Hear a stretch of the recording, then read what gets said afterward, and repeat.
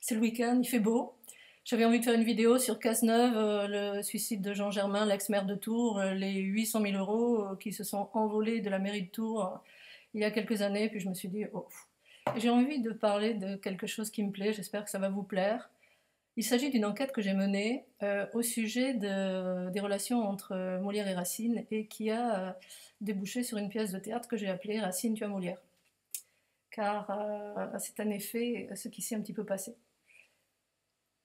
Certains d'entre vous se demandent peut-être comment on fait quand on veut écrire une pièce de théâtre.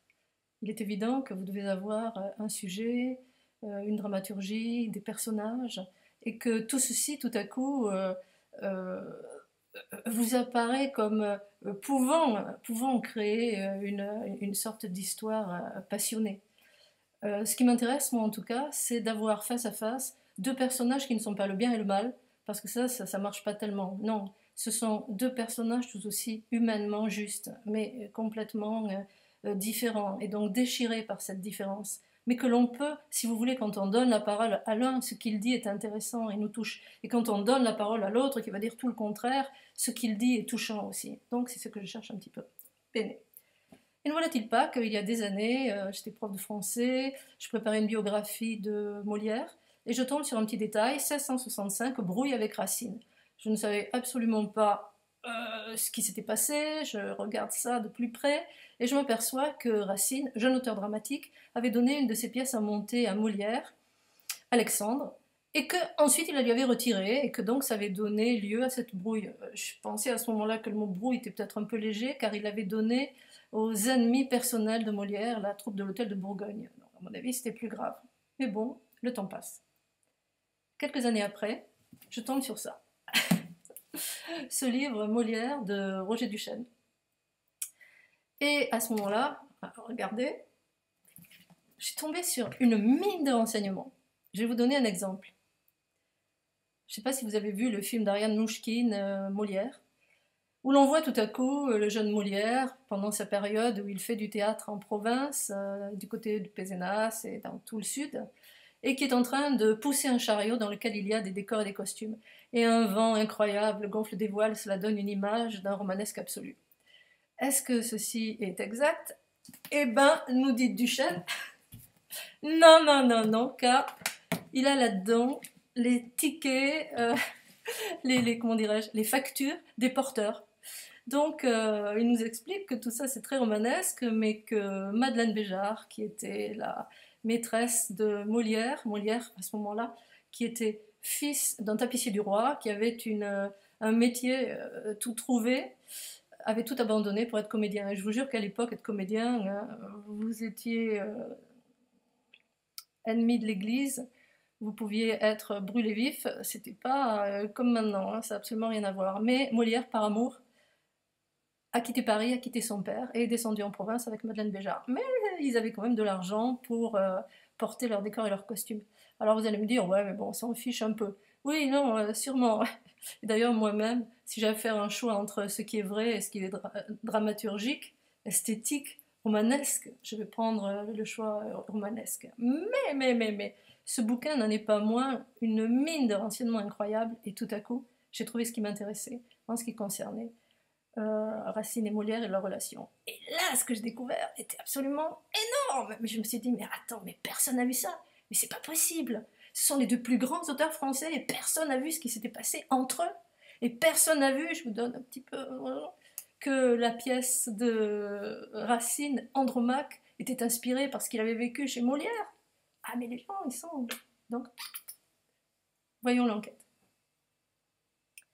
Premièrement, je découvre chez notre ami Roger Duchesne que cette période pendant laquelle Molière et Racine vont vivre ensemble, travailler ensemble, se passe très précisément de mai 1964 à décembre 1965. Bien.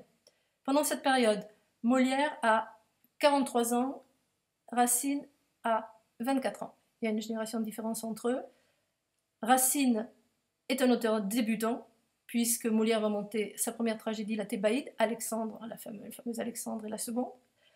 Et Molière est un auteur reconnu, le favori, le chouchou de Louis XIV, qui vient plus de 20 fois dans l'année le voir dans son théâtre, parce que Louis XIV, on le sait, a la passion du théâtre. Pendant cette période de 1664 à 1665, il va se passer 1664 à 1665, il va se passer quelque chose d'absolument incroyable dans la vie de Molière. Il va entrer dans la mer des tempêtes, alors que jusqu'à présent, tout lui réussissait, et il était le favori du roi. Mais tout à coup, le roi lui ayant demandé d'écrire une pièce contre les dévots, parce que les dévots, Louis XIV, c'était un jeune homme qui aimait vivre sa vie, et puis tout à coup, ces dévots, il en avait marre. Donc, on dit que c'est lui qui a dit, mais tu peux pas, à Molière, tu peux pas écrire quelque chose au sujet de ces fameux dévots. Et à ce moment-là, Molière écrit une première version de Tartuffe, qui a grand succès à la cour, mais pas auprès des dévots, de la Compagnie du Saint-Sacrement, les intégristes de l'époque, et de la reine-mère, qui lui dit « tu ne peux pas laisser jouer ça, c'est pas possible ». Et à ce moment-là, c'est la première fois qu'il va y avoir dans la vie de Molière quelque chose de rude. Louis XIV va interdire sa pièce. Et Molière aura beau faire tout ce qu'il veut pour lui parler, demander à le rencontrer. Non, c'est terminé, il ne le verra plus de la même manière. Ce qui déchire aussi Molière, c'est que cette pièce-là avait eu grand succès et Molière comptait sur elle pour faire de l'argent, pour faire vivre sa troupe. Donc ça, à ce moment-là, il est en train de finir l'écriture du Misanthrope, de ses chefs-d'œuvre. Il n'arrive pas à terminer parce qu'il est désespéré par ce qui se passe. Et comme il traîne un peu la patte, c'est la première fois que ses comédiens vont lui dire « Écoute, avec tes pièces un peu trop tristes, là, écris une comédie, par exemple, il y en a une qui marche très bien en ce moment, c'est Don Juan. Écris Don Juan. » Donc c'est la première fois que quelqu'un va dire à Molière, voilà ce que tu dois écrire. Et à ce moment-là, il va dire, ah bah ouais, c'est comme ça, bah je vais le faire. Il va le faire, il va l'écrire en un temps record, il va même pas l'écrire en vers, en alexandrin, comme le Tartuffe ou le Misanthrope, ou d'autres de ses pièces, il va l'écrire en prose. Et cette pièce-là va être jouée, va avoir un énorme succès, et va être interdite. Et on va couronner le tout par la dernière tuile. Molière avait beaucoup d'estime pour le jeune Racine, il avait donc monté sa première pièce, La Thébaïde, qui avait été un bide absolu, mais Molière s'est entêté, il a essayé de la faire jouer plusieurs fois, il a même donné un peu d'argent en tant que droit d'auteur à Racine, alors qu'en fait il n'avait rien gagné. Et ensuite, quand Racine lui propose Alexandre, malgré le bide de La Thébaïde, Molière va la monter le mieux possible, et là, entendons-nous bien. Moi, je pensais, quand on disait brouille, que Racine, il avait donné sa pièce, et puis tout à coup, il lui avait dit, ah non, non, non, je vais le donner à quelqu'un d'autre, donne à moi. Pas du tout. Il la lui a donné, l'autre l'a fait monter, et elle se jouait depuis une semaine, avec un grand succès, quand tout à coup, Molière a appris, par ses comédiens, que la troupe rivale de l'Hôtel de Bourgogne était en train de jouer la même pièce. Vous voyez, c'est pas du tout pareil. Et là, pour la première fois, il a craché du sang, et il a fait fermer son théâtre d'une manière inhabituelle. Ah waouh! Ah, quand j'ai vu ça, je me suis dit, mais attends, mais c'est incroyable, il suffit d'imaginer pourquoi il y a eu cette dispute. Et j'ai tout de suite pensé à une sorte de répétition, parce que les répétitions sont parfois merveilleuses et parfois extrêmement houleuses. J'ai tout de suite vu quelle différence il pouvait y avoir entre Molière, qui est quelqu'un qui aime, je dirais, un langage direct, et Racine, qui aimait une diction extrêmement lente, ésotérique. On dit que pour Phèdre, il avait écrit une partition avec les notes pour que la Champmeslé arrive à donner, le meilleur possible sur le texte de Phèdre. Et tout à coup, je me suis dit, ouais, ça pourrait être ça. C'est une répétition. Il est évident qu'on est obligé d'inventer, mais en essayant d'être le plus près possible de la réalité. Et je les ai imaginés tous les deux comme deux fous furieux face à face, metteur en scène et auteur, parce que croyez-moi, entre ces deux-là, ça chauffe. Donc, je me suis dit, super, c'est bien. Pourtant, pour faire marcher cette pièce, il me manquait quelque chose. C'était la personnalité de Racine. Celle de Molière, on la connaît. Il se révèle dans toutes ses pièces. Mais Racine a une assez sale réputation sur ses tableaux, il n'est pas très excitant, donc je me disais, mais comment tu vas pouvoir, qu'est-ce qu'il peut faire, Racine?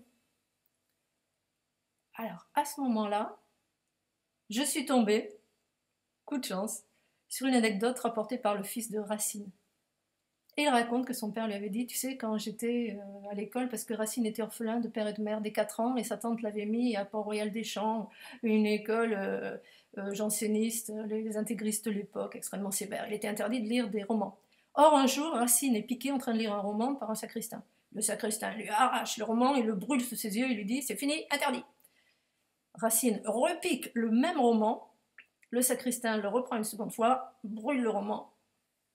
Racine reprend le roman une troisième fois, le lit, puis il va voir le sacristain et lui dit, tiens, tenez, tenez, vous pouvez le brûler, il est en moi. Je le sais par cœur. Et là, je me suis dit, oh putain, le fou, le passionné, l'insolent, mais incroyable. Et je le tenais, je le tenais. Et j'allais le tenir encore plus dans ses relations amoureuses. Mais ça va être le sujet de la prochaine petite vidéo sur Racine Molière.